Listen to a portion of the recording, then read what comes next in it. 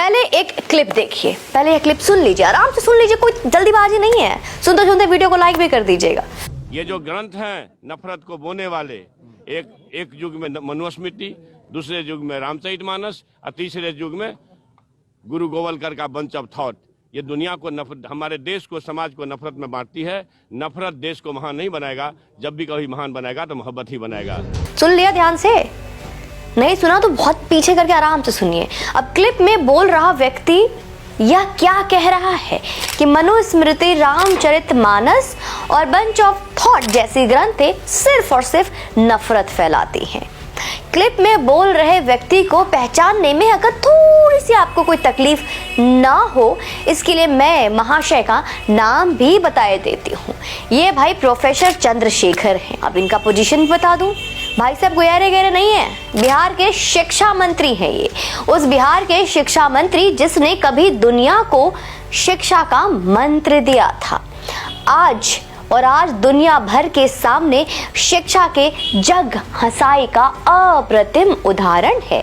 उस बिहार का शिक्षा मंत्री भारत को नालंदा देकर विश्व गुरु बनाया और आज 3 साल की डिग्री कोर्स 5 साल में और 5 वाली 7 साल में पूरी करने का नायाब रिकॉर्ड बना रहा है। अब आप जानते हैं कि शिक्षा मंत्री ये सब बातें क्यों कर रहा है? आइए जानते हैं, क्योंकि वो तो जानता है कि अगर वो ये सब बातें क्यों कर रहा है, अच्छे से जानता है। क्योंकि अगर वो ये नहीं करेगा ना तो उससे BSCC और CGL3 में हुई धांधली पर बिहार के जो बेरोजगार, उसमें से आप लोग भी बहुत होंगे, बेरोजगार युवा सवाल करेंगे, क्वेश्चन करेंगे। बिहार के रोजगार युवा परीक्षा में हुई सेटिंग पर सवाल करेंगे। वो सवाल ये भी करेंगे कि दरोगा भर्ती परीक्षा में धांधली कैसे हुई। वो ये भी पूछेंगे कि बिहार दरोगा परीक्षा की सेटिंग में मिले माल को कहाँ एडजस्ट किया नेताजी। वो बिहार की घटिया स्कूली व्यवस्था पर भी सवाल करेंगे और वो राज्य लोकसभा आयोग की परीक्षा के नंगेपन पर भी सवाल उठाएंगे, क्योंकि उनका हक है ये। वो तो बस सवाल पर सवाल करेंगे और इन महाशय के पास खीसे निपोरने के सिवाय कोई उत्तर नहीं होगा। आज कोई सवाल का उत्तर नहीं होगा। खैर, ऊंचे नीचे का भेद दिखाकर रामचरितमानस को नफरती बताने वाले इस पढ़े लिखे जाहिल ने अगर यह पढ़ा होता, देखा होता, जाना होता, अपने बुजुर्गों से सुना होता कि श्री राम जी ने भील, शबरी से लेकर नावे केवट तक को भी ठीक वैसे ही गले लगाया जैसे वो भरत, लक्ष्मण को लगाते थे, तो इसे समझ में आ जाता कि प्रेम, सम्मान और विश्वास क्या होता है, और फिर जाकर ये प्रेम विश्वास की बात करता। इस राजनीति के प्रोफेसर ने वही बोला जो इसकी पार्टी मानती है। तभी इस शिक्षा मंत्री का इतना साहस हुआ कि उसने ना सिर्फ यही बात कही बल्कि पूरी बेशर्मी के साथ, देख रहे हैं ना आप, पूरी बेशर्मी के साथ महाशय ने उसे फेसबुक में साझा भी किया है। प्रभु श्री राम जी की अयोध्या स्थापना की बड़ी कोशिशों में से एक रथ यात्रा का पहिया रोककर इस दल के संस्थापक, इस दल के मुखिया नेता लालू प्रसाद यादव ने पहले ही अपने दिशा की सूचना दे दी थी, लेकिन देश के हिंदू समाज की मति भ्रमित बुद्धि ने इसे वोट भी दिया और लालू जी की सरकार भी बनाने दिया, और सरकार बहुत अच्छे से बनी।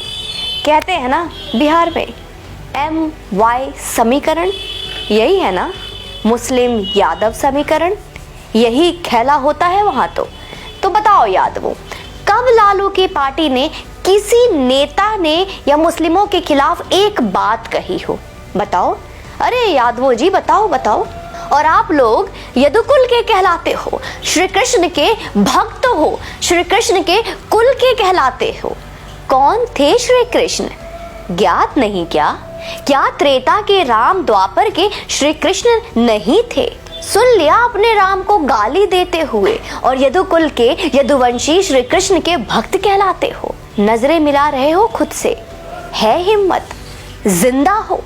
अरे दुनिया का कोई हिंदू रामचरितमानस को नफरती किताब सुनकर कैसे शांत रह सकता था? लेकिन अफसोस, आप चुप थे, शांत थे। तुम हो ना शांत।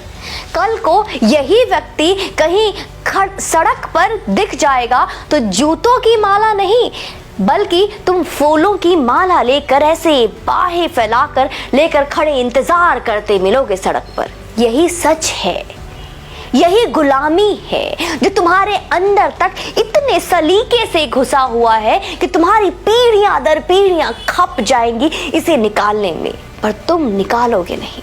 और दे लेना मुझे मन भर गाली दे देना, मेरे कमेंट बॉक्स में आकर, इनबॉक्स में आकर, डीएम में आकर, फर्क नहीं पड़ता, इतना सा भी नहीं पड़ता। यकीन मानो, अधम पापी और विधर्मियों की प्रशंसा से पाप लगता है, गालियों से नहीं। यकीन मानो, इतना सा भी फर्क नहीं पड़ता। जिन्हें सनातन के सबसे बड़े आदर्श श्री राम के मानस की फिक्र नहीं, उनकी पहचान पर प्रश्न है आज। मैं जानती हूं कि इस एक बात से, सिर्फ एक बात से इस शिक्षा मंत्री की पार्टी ने अपने MY समीकरण में से M वालों को जबरदस्त खुश कर दिया। और अब इतना ही नहीं, ये खुशी इतने फूट फूट के निकल रही होगी कि अभी लाखों वोट उन्होंने अपनी झोली में जोड़ लिया। लेकिन यह भी मैं जानती हूं कि यादव वोट बैंक से एक भी वोट नहीं इधर उधर होगा। यदुकुल नरेश श्री कृष्ण जिनके बाद आए, उनको गाली देने वालों को यादव दंडवत करेंगे, इसका पूरा भरोसा है मुझे इस बार। और मुझे मालूम है कि मेरे सनातनी, चाहे वो यादव हो जो अपने आप को श्री कृष्ण के यदुवंशी मानते हैं, अपने उनके श्री कृष्ण के कुल के मानते हैं, वो श्री राम को गाली देने वाले का कभी माफ नहीं करेंगे, क्योंकि श्री कृष्ण भी वही है, श्री राम भी वही है। इस बात को समझेंगे। बाकी आप लोगों को क्या लगता है, कमेंट बॉक्स में मुझे अवश्य बताइएगा, इंतजार रहेगा। और अपने प्यार समर्थन के लिए बहुत बहुत धन्यवाद। चैनल पे हुई बने रहे, वीडियो को शेयर करें और हमारे पूरी टीम का मनोबल बढ़ाने के लिए अपनी क्षमता आयोग हमारी सहायता करें। जय हिंद, वंदे मातरम।